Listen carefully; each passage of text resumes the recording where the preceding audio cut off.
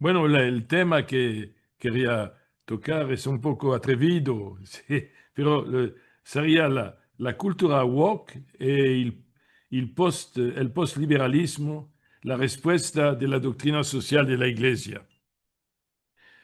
Queridos hermanos y hermanas, me alegro mucho de estar aquí con ustedes y tomar la palabra en el 10º Diplomado Internacional de la Doctrina Social de la Iglesia.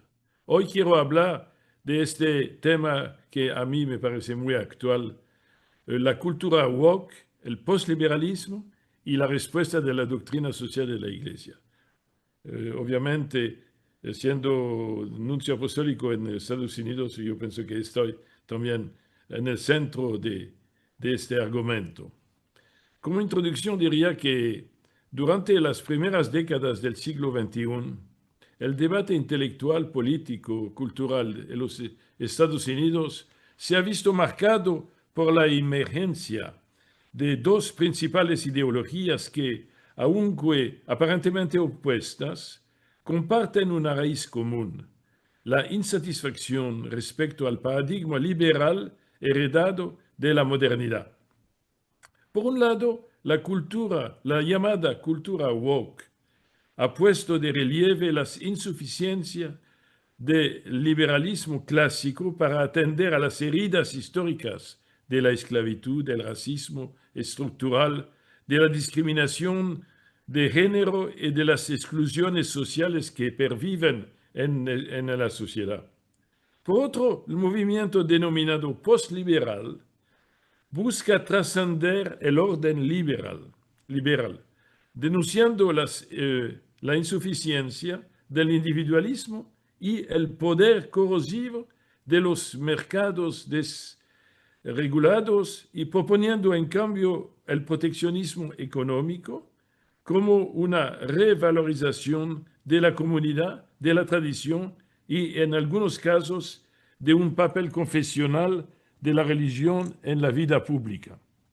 El liberalismo político, sustentado en la primacía de la autonomía individual, la neutralidad del Estado y el libre mercado, se enfrentan a una crisis de legitimidad. Las crecientes desigualdades económicas, el desencanto democrático, la erosión de la confianza en las instituciones y la fragmentación cultural han debilitado la promesa liberal de libertad, igualdad y prosperidad. La crisis financiera de 2008 y aquella que siguió al brote del coronavirus han intensificado esta percepción, agudizando la polarización ideológica en este país, los Estados Unidos. En este contexto, tanto la cultura woke como el postliberalismo se presentan como respuestas alternativas. La primera insiste en la centralidad de la identidad y en la necesidad de una memoria histórica reparadora, pero a menudo se expone al relativismo y a la desconexión con la realidad. El segundo subraya la importancia del bien común, entendido como bien de mi comunidad, y del así dicho ordo amoris, primero yo, luego mi familia y después mi país, sin ocuparme mucho de la suerte del resto del mundo, deslizándose hacia tentaciones autoritarias y hacia un integrismo que contradice la pluralidad legítima de la vida moderna. Frente a esas alternativas incompletas o problemáticas, la doctrina social de la Iglesia ofrece una visión más completa. Desde Rerum Novarum, 1891, hasta Fratelli Tutti, de 2020, mira un poco esta, prácticamente toda la historia de la doctrina social de la Iglesia, el magisterio ha insistido en la inseparabilidad de la dignidad de la persona humana y de su dimensión social.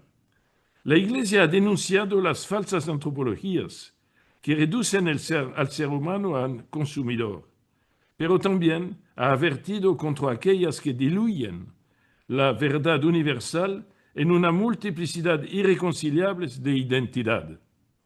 En cambio, ha propuesto un camino basado en la fraternidad universal, la solidaridad y el bien común, correctamente entendido como bien de la familia humana, conformada a su vez por personas concretas.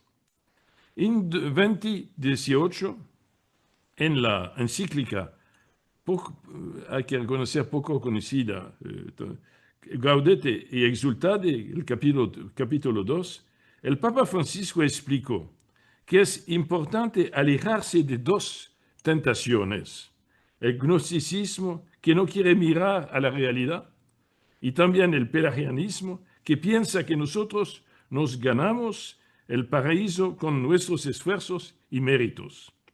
Ante la cultura woke, que apoya, entre otras cosas, la decisión personal acerca de su propio género, y el postliberalismo, que quiere imponer de manera autoritaria un código de comportamiento único para ser considerados verdaderos patriotas, la doctrina social de la Iglesia recuerda la superioridad de la realidad sobre una ideología. ¿Se acuerdan la famosa citación del Papa Francisco en Evangelii Gaudium 231? Y la alegría del anuncio del Evangelio, que es un encuentro con la persona de Jesús que nos invita a seguirlo, como dice muy bien el inicio número 1 de Evangelii Gaudium. Mi tesis central es que ni el woke ni el postliberalismo ofrecen una respuesta suficiente a la crisis contemporánea, porque ambos operan desde antropologías parciales o defectuosas. El primero absolutiza la identidad hasta el punto de fracturar la universalidad, y el segundo corre el riesgo de instrumentalizar la religión para fines de poder. La propuesta del Evangelio, en cambio, desarrollada en la doctrina social de la Iglesia, permite mantener unidos el respeto por cada persona, la apertura a todos los pueblos y la búsqueda de un bien común que no excluye a nadie. Mi primer punto: contexto histórico y cultural, la crisis del liberalismo.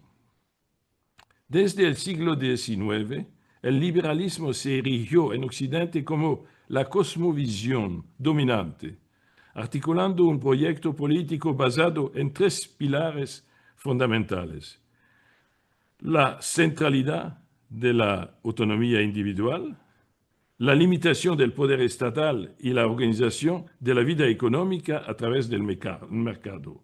Este modelo, especialmente tras la Segunda Guerra Mundial, se convirtió en el horizonte normativo de las democracias occidentales, con resultados indudablemente positivos: ampliamiento de derechos civiles y políticos, crecimiento económico sostenido, reducción de la pobreza en ciertos contextos y consolidación de regímenes democráticos relativamente estables. Sin embargo, desde la segunda mitad del siglo XX comenzaron a manifestarse tensiones internas que se harían más evidentes con el paso del tiempo. La primera de esas tensiones tiene que ver con la excesiva confianza en el individualismo. El liberalismo clásico ha celebrado la libertad como la ausencia de interferencias externas, pero al absolutizar esta noción empobrecedora de libertad, terminó debilitando los vínculos comunitarios y las instituciones intermedias que dotan de sentido a la vida social. El auge del consumismo y del individualismo posesivo redujo al ser humano al consumidor autónomo, olvidando su dimensión relacional y trascendente. La segunda tensión proviene de la dinámica del capitalismo globalizado.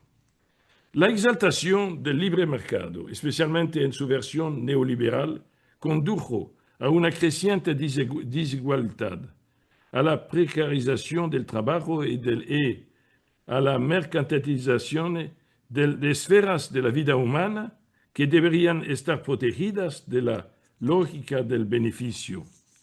La crisis financiera del 2008 mostró las fragilidades de este sistema, revelando que los mercados carecen de mecanismos internos que los orienten hacia el bien común. Como señaló Benedicto XVI en Caritas in Veritate, una encíclica muy importante, la economía no puede funcionar prescindiendo de la ética, porque de lo contrario se convierte en una fuente de exclusión y sufrimiento. Cito, la exigencia de la economía de ser autónoma, de no estar sujeta a injerencias de carácter moral, ha llevado al hombre a abusar de los instrumentos económicos incluso de manera destructiva. Lo dice Caritas in Veritate, el número 34. La tercera tensión se manifiesta en el terreno cultural y político. La neutralidad liberal respecto a los valores pretendía garantizar un espacio común para la convivencia plural, pero en la práctica condujo a una especie de vacío moral. Al renunciar a proponer un horizonte de sentido compartido, el liberalismo abrió la puerta a la fragmentación cultural y al relativismo. Así, la vida pública se fue empobreciendo, reducida al ámbito de la gestión técnica o de la confrontación de intereses individuales, sin un lenguaje común para hablar del bien, de la verdad y de la justicia. Estas tensiones, son tres, se agudizaron en el tránsito al siglo XXI. El desencanto con la política, la polarización, la desconfianza hacia las instituciones, la expansión de movimientos populistas y nacionalistas y el impacto de la revolución digital aceleraron la percepción de que el liberalismo había perdido su capacidad de integrar a la sociedad. Es en este contexto donde emergen tanto la cultura woke como el postliberalismo, dos intentos de dar respuesta a la crisis, pero que se mueven en direcciones opuestas. La cultura woke enfatiza la necesidad de reconocer las injusticias históricas y de dar voz a quienes han sido silenciados por la narrativa dominante. Al mismo tiempo, el postliberalismo busca superar al vacío moral liberal, revalorizando el bien común, la tradición y el papel de la religión en la vida pública. Así, la crisis del liberalismo no solo ha debilitado el orden político y económico heredado, sino que ha abierto el espacio para que surjan propuestas alternativas, cada una con intuiciones válidas, pero también con peligros inherentes. El análisis de estos movimientos exige, por tanto, no solo una crítica cultural o política, sino también una reflexión antropológica y ética de fondo. Y es aquí donde la doctrina social de la Iglesia ofrece un horizonte más equilibrado y universal, capaz de integrar las legítimas preocupaciones por la justicia y la comunidad sin caer en los extremos del relativismo o del autoritarismo. Segundo punto, el surgimiento de la cultura woke. El término woke, originalmente utilizado en la cultura afroamericana para expresar la necesidad de estar despierto ante las injusticias del racismo, ha ido evolucionando hacia convertirse en un concepto amplio que designa una actitud de alerta permanente frente a cualquier forma de discriminación, exclusión o desigualdad social. Aunque la raíz del fenómeno es legítimo, la defensa de la dignidad de las personas y comunidades históricamente marginadas, el modo en que la cultura woke se ha expandido revela tanto aciertos como límites significativos. Primero, orígenes históricos y expansión cultural. El movimiento woke tiene su origen en las luchas por los derechos civiles en Estados Unidos durante la segunda mitad del siglo XX. La denuncia del racismo estructural y la afirmación de la igualdad de derechos para la población afroamericana dieron lugar a una conciencia más amplia sobre la necesidad de visibilizar a situaciones de exclusión. Posteriormente, este marco se extendió hacia otros ámbitos: feminismo, diversidad sexual, reconocimiento de minorías étnicas y religiosas, defensa de las personas con discapacidad, entre otros. En el siglo XXI, nuestro siglo, las redes sociales jugaron un papel decisivo en la expansión de esta cultura. Plataformas como Twitter, Facebook, Instagram permitieron amplificar las voces de grupos históricamente silenciados, generar movimientos globales como Me Too, Black Lives Matter, y crear comunidades transnacionales articuladas en torno a causas comunes. La noción de estar woke pasó entonces de ser un término de nicho a convertirse en un emblema cultural global. No cabe duda de que el fenómeno woke ha tenido efectos positivos. Entre ellos destacan sensibilización sobre injusticias históricas, al poner al primer plano el racismo, el sexismo y otras formas de discriminación, ha generado un cambio en la percepción pública. Hoy resulta socialmente inaceptable lo que hace pocas décadas era tolerado o invisibilizado. Segundo, empoderamiento de minorías. Grupos tradicionalmente marginados han encontrado en este marco un lenguaje para expresar sus demandas y un espacio para organizarse colectivamente. Tercero, revisión crítica de la historia. La exigencia de revisar el pasado a la luz de las víctimas ha abierto un debate necesario sobre la memoria histórica y las narrativas oficiales. Y cuarto, expansión global de la solidaridad. Causas que nacen en contextos locales han adquirido resonancia mundial, mostrando la interconexión de las luchas por la justicia. Pero hay también límites y riesgos del movimiento. Y a pesar de sus aportaciones, la cultura woke presenta límites que deben ser señalados. Primero, reducción de la identidad. Al absolutizar la pertenencia a un grupo, raza, género, orientación sexual, etc., se corre el riesgo de reducir la riqueza de la persona a un solo rasgo. Esta tendencia contradice la visión cristiana del ser humano como persona única e irrepetible, cuya dignidad trasciende cualquier categoría sociológica. Hay también límites del relativismo moral.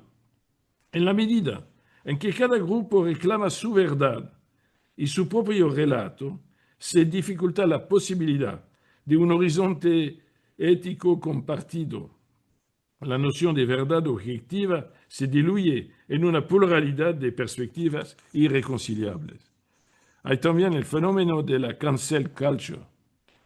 La práctica de cancelar a quienes expresan opiniones consideradas ofensivas ha generado un clima de intolerancia y miedo. En lugar de promover el diálogo y la conversión, se impone la exclusión y el silencio. Y también hay un fenómeno de fragmentación social. Al enfatizar las diferencias por encima de los lazos comunes, la cultura woke puede alimentar al tribalismo y debilitar la cohesión social. ¿Qué papel tiene la doctrina social de la Iglesia? Un papel de discernimiento. La Iglesia comparte algunas intuiciones de la cultura woke, en particular la necesidad de reconocer y reparar las injusticias históricas, así como la centralidad de la dignidad humana. En Fratelli Tutti, el Papa Francisco condena explícitamente el racismo y cualquier forma de desprecio hacia el otro, recordando que el descarte, además, asume formas miserables que creíamos superadas, como el racismo que se esconde y reaparece una y otra vez. Asimismo, la doctrina social de la Iglesia ha insistido en la opción preferencial por los pobres y excluidos, que implica a dar voz a quienes han sido marginados. Sin embargo, la Iglesia advierte contra los excesos que pueden surgir cuando la justicia se busca sin referencia a la verdad universal ni al bien común. Como señala Gaudium et Spes, la verdadera comunidad humana se funda en el respeto de la persona humana. Gaudium et Spes 25. Y esto exige una antropología que reconozca al ser humano no solo en su identidad particular, sino en su vocación universal a la comunión. Hacia una superación de la lógica woke, ¿es posible o no? ¿Quién sabe? La doctrina social de la Iglesia no niega las legítimas preocupaciones de la cultura woke, pero las integra en un horizonte más amplio. Frente a la reducción identitaria, propone la fraternidad universal. Frente al relativismo, la verdad del Evangelio. Frente a la conciliación, el perdón y el diálogo. Frente a la fragmentación, el bien común. En ese sentido, Fratelli Tutti constituye una corrección, y a mí me gusta mucho esta palabra, Fratelli Tutti como una corrección fraterna al fenómeno woke. Tal vez no ha sido tanto reconocido desde cuando Fratelli Tutti fue publicado. Reconoce su preocupación por la justicia, pero advierte que el individualismo indiferente y despiadado en el que hemos caído no es el camino. El individualismo no nos hace más libres, más iguales, más hermanos. La mera suma de los intereses individuales no es capaz de generar un mundo mejor para toda la humanidad. Lo dice Fratelli Tutti, el número 105. Solo desde la apertura del otro como hermano, más allá de cualquier categoría identitaria, es posible construir una sociedad justa y reconciliada. Después de este movimiento woke, unas palabras sobre el movimiento postliberal. El fenómeno conocido por postliberalismo ha adquirido fuerza en los últimos años. Es bastante reciente, especialmente en este país, los Estados Unidos, pero con resonancia en Europa y América Latina.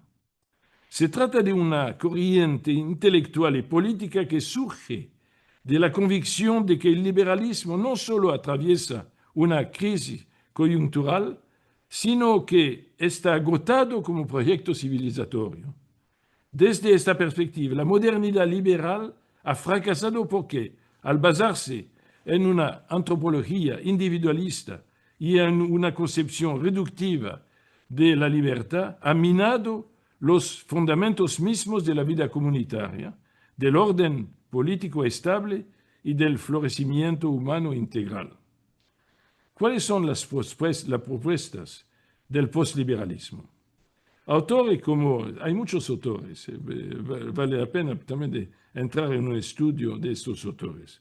Autores como Patrick Dennin, author of Why Liberalism Failed and Regime Change Toward a Post-Liberal Future, Adrian Vermeule, autor de Common Good Constitutionalism, o Russell Ronald Reno, editor de First Things, son exponentes destacados del postliberalismo, el cual no constituye una ideología única ni una doctrina cerrada, sino un movimiento plural compuesto por corrientes diversas que comparten una crítica común al proyecto liberal.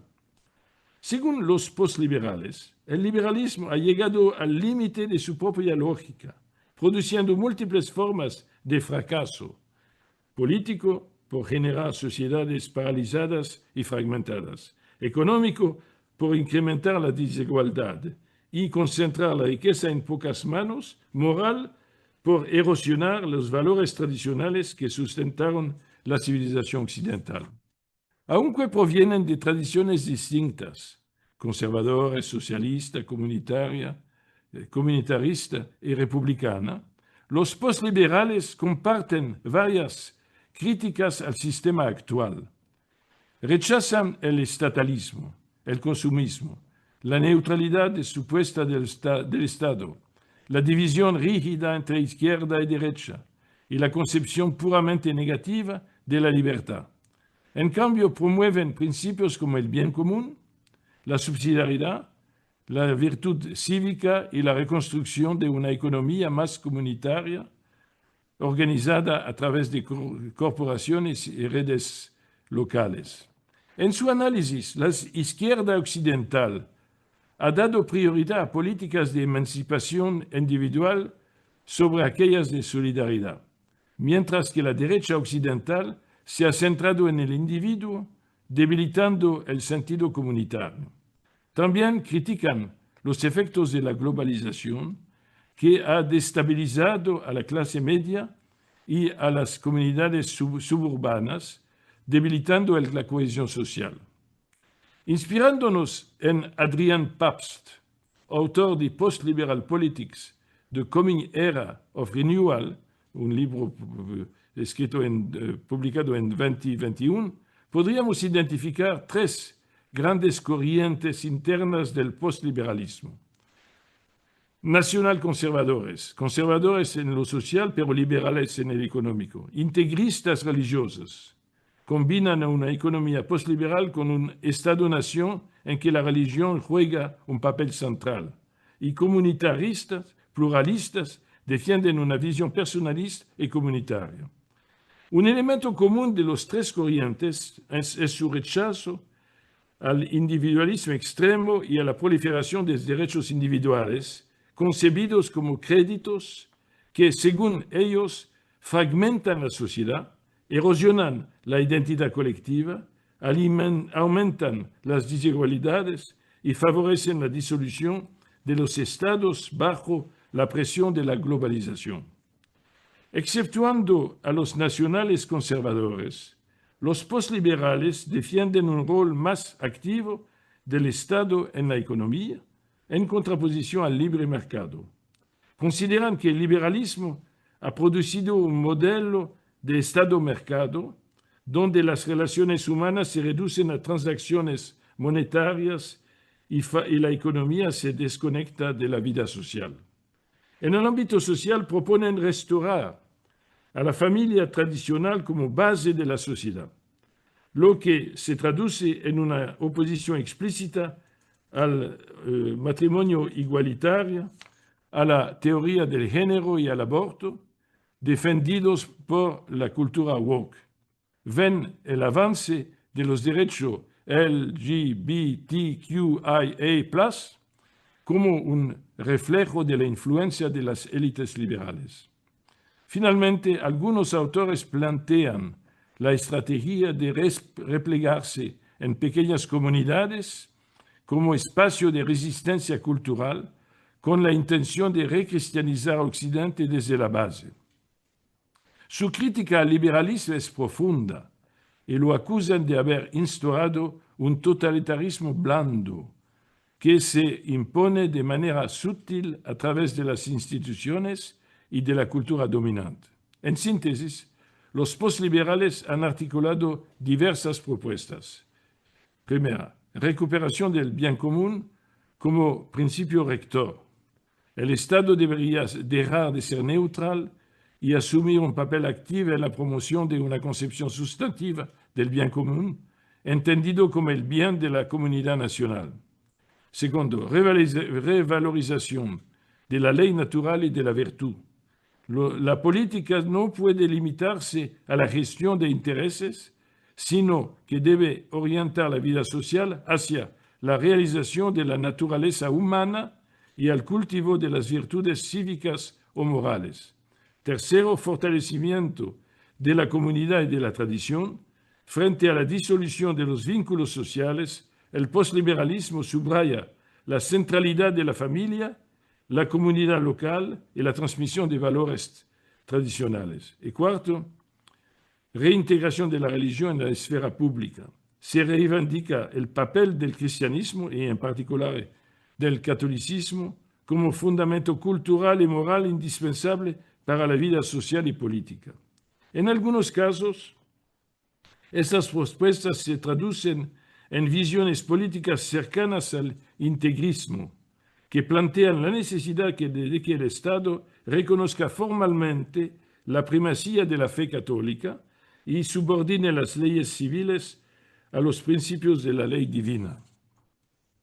Ahora, después de esa presentación global rápida, porque es un problema bastante complejo y diversificado, ¿cuáles son, en mi opinión, los riesgos y limitaciones de esta visión?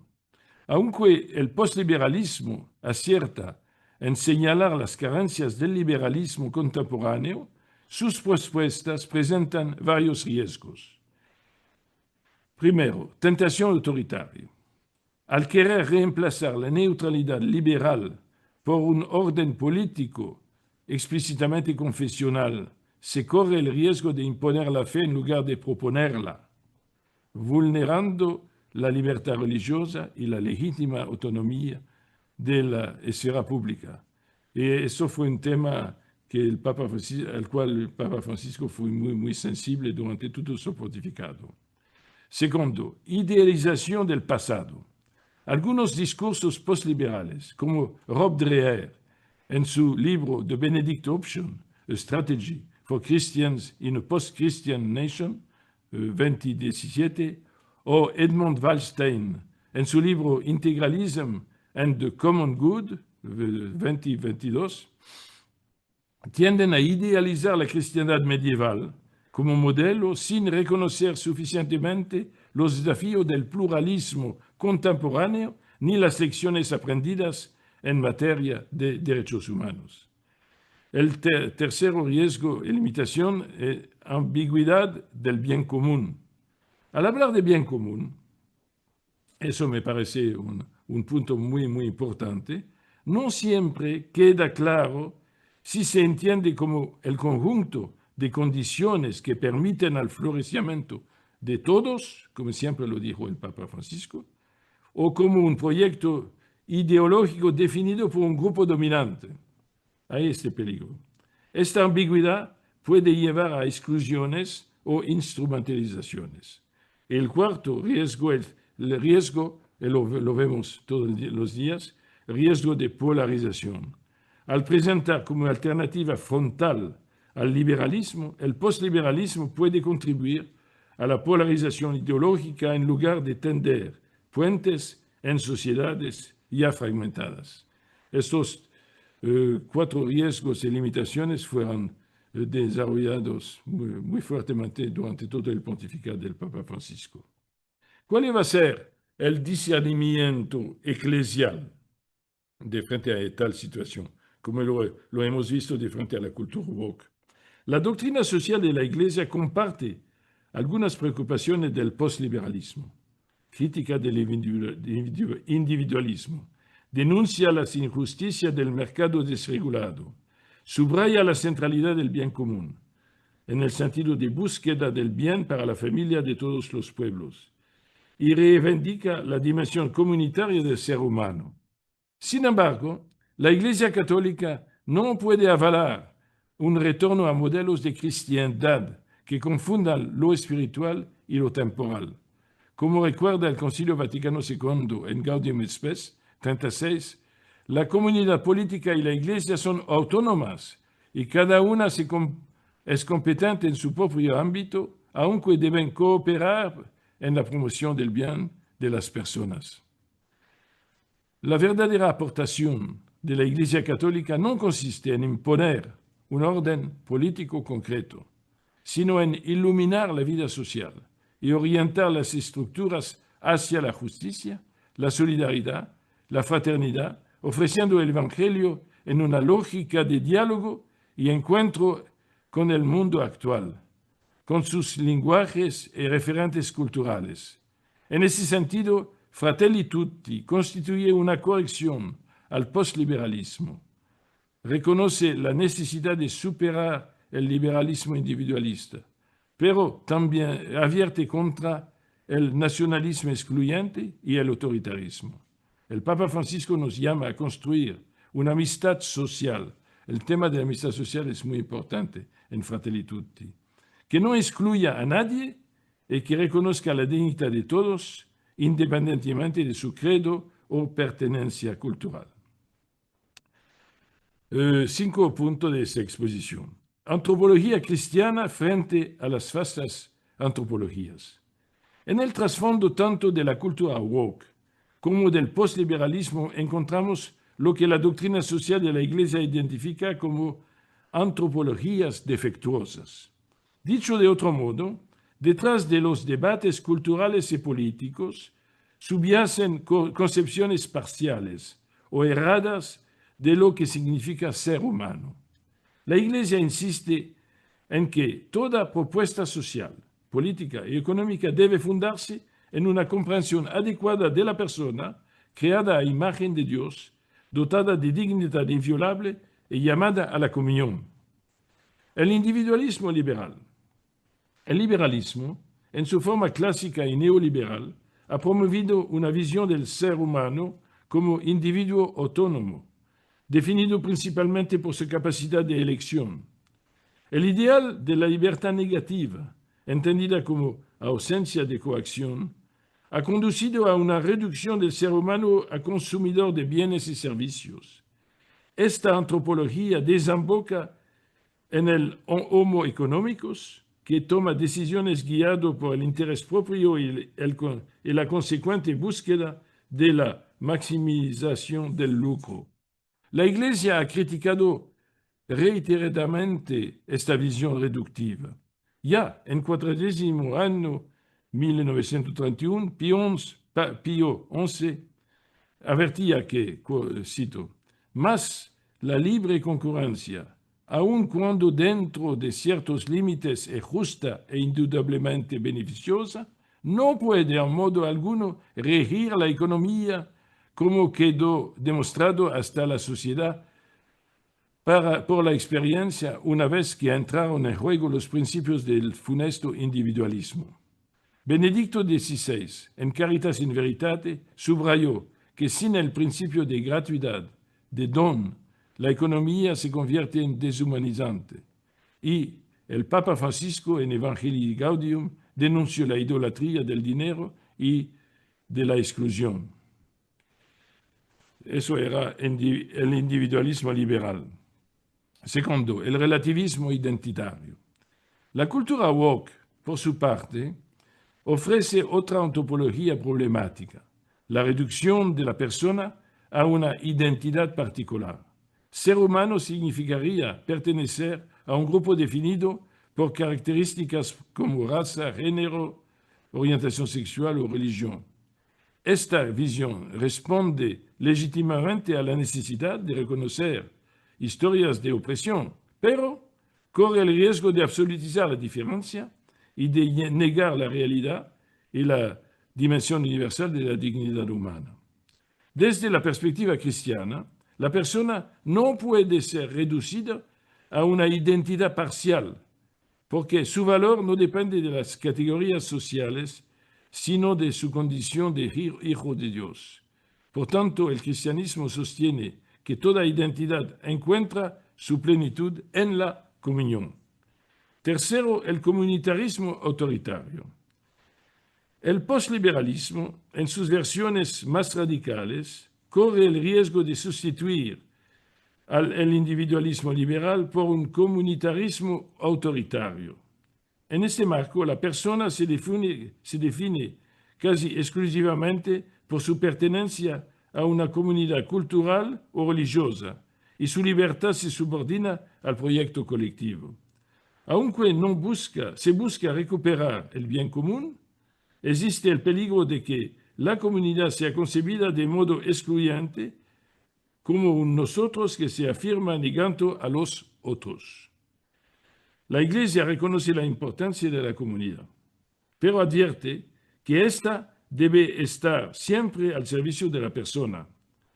En palabras de Juan Pablo II, una auténtica democracia es posible solamente en un Estado de derecho y sobre la base de una recta concepción de la persona humana, Centésimos Annus, número 46.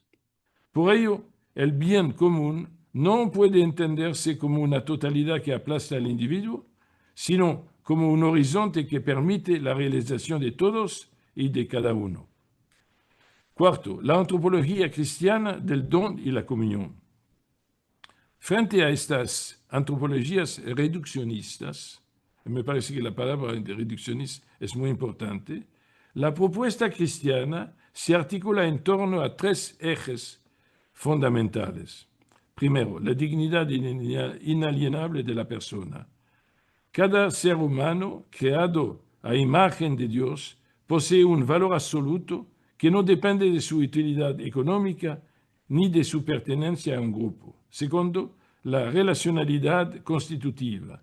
El ser humano solo se comprende en relación con los demás. Por eso, cada persona no puede encontrarse plenamente sino a través del don sincero de sí mismo.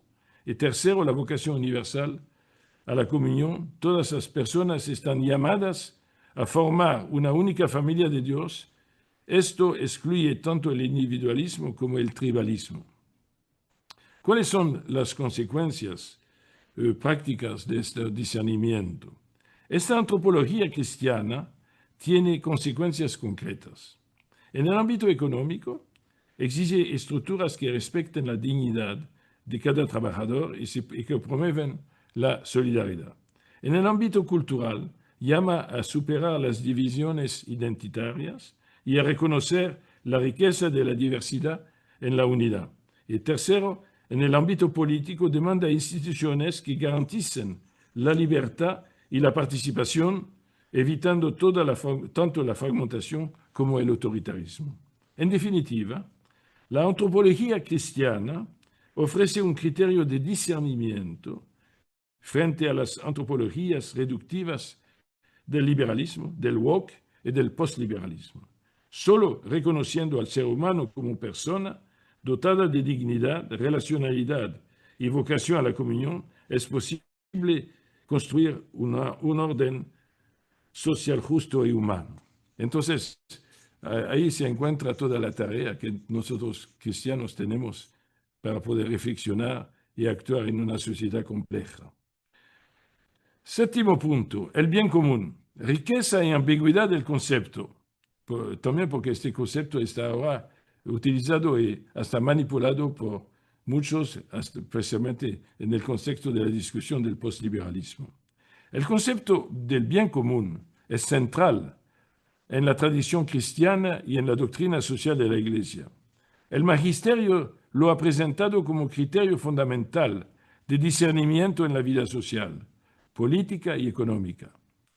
Sin embargo, este término no está exento de ambigüedades y es a menudo objeto de interpretaciones divergentes, en algunos casos reducido a un mero equilibrio de intereses, en otros convertido en una justificación para imponer una orden ideológico o autoritario. El bien común en la tradición de la Iglesia, ¿de qué se trata? En el Concilio Vaticano II, en Gaudium et Spes, ofreció una de las definiciones más citadas. El bien común, el conjunto de condiciones de la vida social que hacen posible a las asociaciones y a cada uno de sus miembros el logro más pleno y más fácil de la propia perfección. Número 26 de Gaudium et Spes. Esta definición tiene varias implicaciones. El bien común no es un todo abstracto por encima de las personas, sino el horizonte que garantiza la realización de cada individuo. Me parece que una definición muy importante. Incluye tanto bienes materiales, alimentación, salud, vivienda, trabajo, como bienes espirituales y culturales, educación, libertad religiosa, participación política. Requiere la participación de todos en su construcción, lo cual conecta con el principio de subsidiariedad. En la perspectiva cristiana, el bien común nunca puede separarse de la dignidad de la persona ni de la vocación universal a la fraternidad. Ambigüedades en el discurso contemporáneo. Es nuestra responsabilidad precisamente de reconocerlas. En el debate actual, el concepto de bien común se encuentra tensionado entre distintas interpretaciones.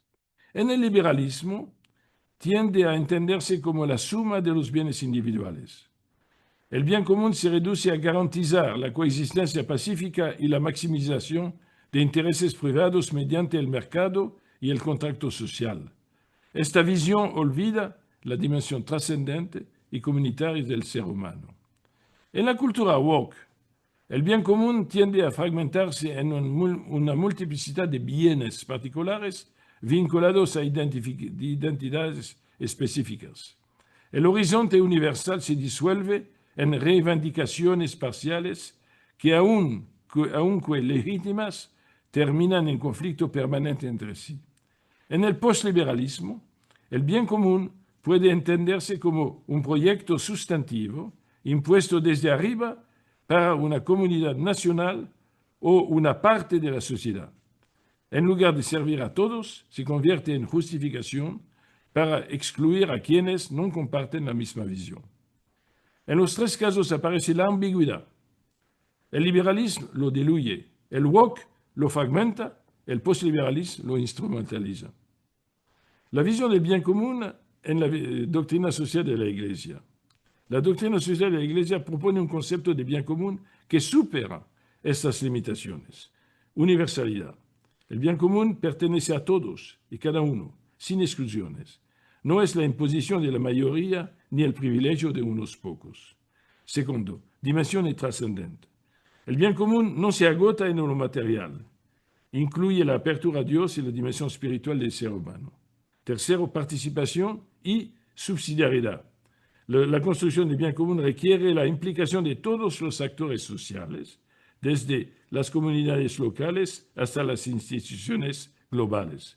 Y cuarto, orientación hacia los más vulnerables. El bien común se mide desde los márgenes, y así nos lo dijo permanentemente el Papa Francisco. Si no incluye a los pobres y descartados, deja de ser verdaderamente común. En la crisis ecológica, el bien común exige un cuidado de la casa común que vaya más allá de los intereses nacionales o empresariales. Laudato Si recuerda que la tierra es esencialmente una herencia común. En la crisis migratoria, el bien común no puede limitarse a la seguridad de unos pocos países, sino que debe reconocer la dignidad y derechos de los migrantes. Fratelli Tutti insiste en que, cito, si toda persona tiene una dignidad inalienable, si todo ser humano es mi hermano y mi hermana, y si en realidad el mundo es de todos, no importa si alguien ha nacido aquí o si vive fuera de los límites del propio país. También mi nación es corresponsable de su desarrollo, aunque pueda cumplir esta responsabilidad de diversas maneras, acogiéndolo de manera generosa cuando lo necesite imperiosamente, promoviéndolo en su propia tierra, no usufructuando ni vaciando de recursos naturales a países enteros, propiciando sistemas corruptos que impiden el desarrollo digno de los pueblos, número 125, hacia una comprensión integral. El desafío actual consiste en recuperar el sentido auténtico del bien común frente a sus caricaturas. No es una mera suma de intereses, visión liberal. No es fragmentación en reivindicaciones parciales, visión woke. No es imposición en un orden ideológico, visión postliberal. Es, más bien, la tarea compartida y solidaria de construir condiciones sociales en las que cada persona, especialmente los más vulnerables, puedan florecer. ¿Cuál es la respuesta de todo ese debate de Fratelli Tutti?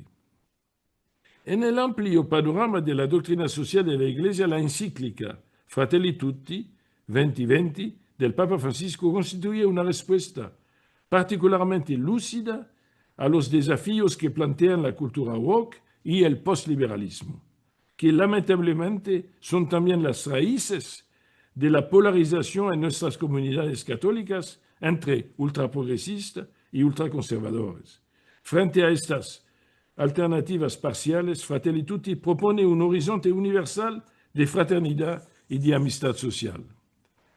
La centralidad de la fraternidad universal. La encíclica parte de una constatación. La humanidad atraviesa una crisis de sentido marcada por la indiferencia, el descarte y la violencia. En este contexto, el Papa Francisco recuerda que todos somos hermanos y hermanas, llamados a reconocernos en una única familia humana. Esta convicción no se basa en afinidades identitarias ni en contratos sociales, sino en la verdad teológica de que todos hemos sido creados por un mismo Padre. El capítulo segundo de la encíclica evoca la parábola del buen samaritano como paradigma de la fraternidad. Ahí se muestra que el prójimo no se define por la pertenencia a un grupo, sino por la disposición a hacerse cargo del otro, incluso cuando es diferente y considerado enemigo. Frente a la lógica del woke, que absolutiza la diferencia, y frente al postliberalismo, que tiende a absolutizar la pertenencia comunitaria, Fratelli Tutti ofrece la lógica de la fraternidad. Nadie puede quedar fuera de la categoría del hermano. Segundo, crítica de los excesos del liberalismo y del mercado. La encíclica Fratelli Tutti no es ingenua respecto a los problemas estructurales que enfrenta el mundo actual. El Papa denuncia la cultura del descarte que reduce a las personas a objetos de consumo y descarta a los débiles, los migrantes y los pobres. Asimismo, critica la fe ciega en el mercado como solución a todos los problemas, recordando el mercado solo no resuelve todo. En ese sentido, la encíclica coincide con algunas intuiciones del postliberalismo, al denunciar el individualismo y el neoliberalismo. Sin embargo, lo hace sin recurrir a propuestas autoritarias o nostálgicas de una cristiandad pasada, sino llamando a una nueva cultura de solidaridad global. Tercero, crítica al tribalismo y al populismo. El Papa Francisco advierte también contra las tendencias a cerrarse dentro de una idea y no ver la realidad. ¿Se acuerdan? No? Ese es uno de los 4 principios de la Evangelii Gaudium. La verdadera sabiduría supone el encuentro con la realidad. El Papa argentino denuncia también los populismos que manipulan a los pueblos con discursos de odio y los nacionalismos que levantan muros en lugar de tener puentes. Estas críticas resuenan tanto frente a los riesgos de la cultura woke, que absolutiza la identidad y no va al encuentro con la realidad, como frente a las derivas del postliberalismo que pueden desembocar en nacionalismos excluyentes. Fratelli Tutti invita, en cambio, a una política de gran visión, capaz de buscar el bien común más allá de los cálculos electorales inmediatos. Una política que se mida por su capacidad de incluir a los más pobres, de acoger a los migrantes, de garantizar derechos fundamentales a todos. Una política que sin mezclar ni fragmentar el orden temporal y trascendente contribuya desde su papel en la promoción de un desarrollo humano, integral y solidario de toda persona y toda la persona en su dimensión individual y social. El diálogo como camino. Uno de los ejes centrales de la encíclica es la importancia del diálogo, particularmente el capítulo 6 de Fratelli Tutti. Francisco subraya que la fraternidad universal no se construye mediante la imposición de una ideología, sino a través del encuentro sincero, del reconocimiento del otro y de la búsqueda compartida de la verdad. En palabras de la encíclica, Reiteradas veces he invitado, dice el Papa, a desarrollar una cultura del encuentro que vaya más allá de las dialécticas que enfrentan. Es un estilo de vida tendiente a conformar ese polidriel que tiene muchas facetas, muchísimos lados, pero todos formando una unidad cargada de matices, ya que el todo es superior a la parte. El poliedro representa una sociedad donde las diferencias conviven complementándose, enriqueciéndose e eliminándose recíprocamente, aunque esto implique discusiones y prevenciones. Porque de todos se puede aprender algo. Nadie es inservible, nadie es imprescindible. Esto implica incluir a las periferias. Quien está en ellas tiene otro punto de vista, ve aspectos de la realidad que no se reconocen desde los centros de poder donde se toman las decisiones más definitorias. Esta énfasis en el diálogo ofrece una respuesta tanto al relativismo del woke, que convierte la verdad en una cuestión de perspectivas inconmensurables, como a la tentación autoritaria del postliberalismo, que pretende imponer una visión única. La política de la amistad social. En la segunda parte de la encíclica, Francisco desarrolla la idea de una amistad social que va más allá de la mera coexistencia. No se trata de una mera tolerancia mutua, sino de construir una verdadera comunidad basada en la solidaridad. Esto implica promover la justicia social y la equidad económica, garantizar las participaciones políticas de todos, especialmente de los más vulnerables, fomentar la reconciliación y el perdón en contextos de conflicto. La amistad social propuesta en Fratelli Tutti no es una categoría abstracta, sino un proyecto político concreto que busca humanizar las relaciones sociales y las instituciones. Y también, al final, la apertura universal. El Papa recuerda que la ayuda mutua entre países en realidad terminó beneficiando a todos. Un país que progresa desde su original substrato cultural es un tesoro para toda la humanidad. Necesitamos desarrollar esta conciencia de que hoy o nos salvamos todos o no se salva nadie. La pobreza, la decadencia, los sufrimientos de un lugar de la tierra son un silencioso caldo de cultivo de problemas que finalmente afectarán a toda la planeta.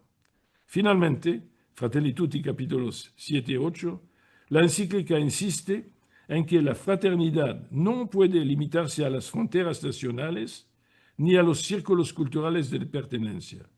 En un mundo globalizado, el amor del prójimo debe traducirse en una apertura universal que reconozca los derechos de los migrantes, la responsabilidad compartida frente al cambio climático y la necesidad de instituciones internacionales más eficaces. De este modo, Fratelli Tutti amplía la noción de bien común a escala global, proponiendo una verdadera ética mundial de solidaridad. Y para terminar, yo quiero dar un poco algunas notas de aplicaciones prácticas en política, economía y cultura, porque al final ese mensaje debe ayudarnos también a entrar en la acción.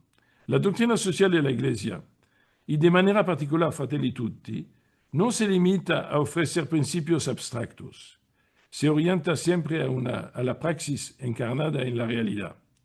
La enseñanza social de la Iglesia busca iluminar la acción concreta en los diversos ámbitos de la vida social. La propuesta de fraternidad universal y de amistad social puede traducirse en políticas y prácticas aterrizadas en los campos de la política, la economía y la cultura. En el ámbito político, la política, cuando se concibe como caridad social, se convierte en una de las formas más elevadas de la caridad. ¿Se acuerdan el capítulo muy bello 5 de la encíclica? No se trata de mera gestión técnica ni de lucha para el poder, sino de servicio al bien común. Algunas aplicaciones concretas serían promoción de una política de largo plazo. Frente a la lógica electoral cortoplacista, la Iglesia invita a diseñar políticas que piensen en las próximas generaciones, no solo en las próximas elecciones. Esto es esencial para enfrentar a la crisis ecológica, la pobreza estructural, la migración y la búsqueda de la paz mundial. Claro que todo eso es difícil, pero es la responsabilidad de los políticos de tener una visión. Defensa de la dignidad de todos los ciudadanos. La política debe garantizar derechos fundamentales como educación, salud, vivienda, trabajo digno, evitando toda forma de discriminación, y construcción de consensos sociales. En lugar de fomentar la polarización, se requiere una política de diálogo que integre diversas sensibilidades en torno al bien común. En ese sentido, Fratelli Tutti se opone tanto al elitismo tecnocrático como al populismo excluyente, proponiendo en su lugar una política que nazca de la escucha del pueblo y de la apertura a la diversidad. En el ámbito económico, la economía global enfrenta el reto de superar la lógica neoliberal que ha generado desigualdad, precarización y exclusión. La doctrina social de la Iglesia ofrece aquí orientaciones muy concretas. Subordinar la economía al bien común. El beneficio legítimo no puede ser el único criterio de la actividad económica.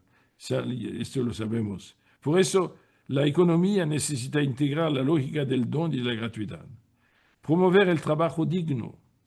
El empleo no debe reducirse a un costo de producción, sino reconocerse como una dimensión esencial de la dignidad humana y de la realización integral de la persona.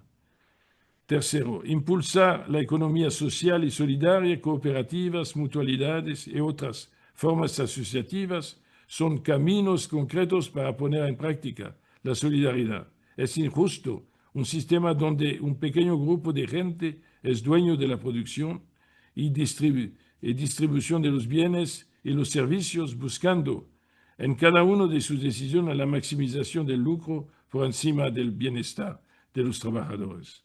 Ecología integral.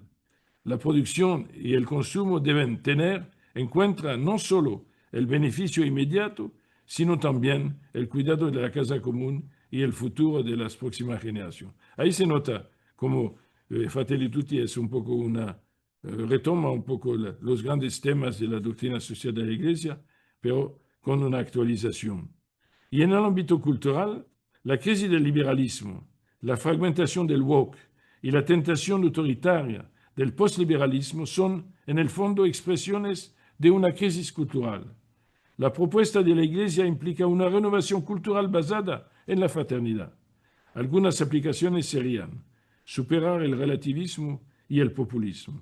La cultura contemporánea necesita redescubrir la posibilidad de una verdad compartida y de un lenguaje común para hablar del bien y de la justicia. Promover el diálogo interreligioso e intercultural.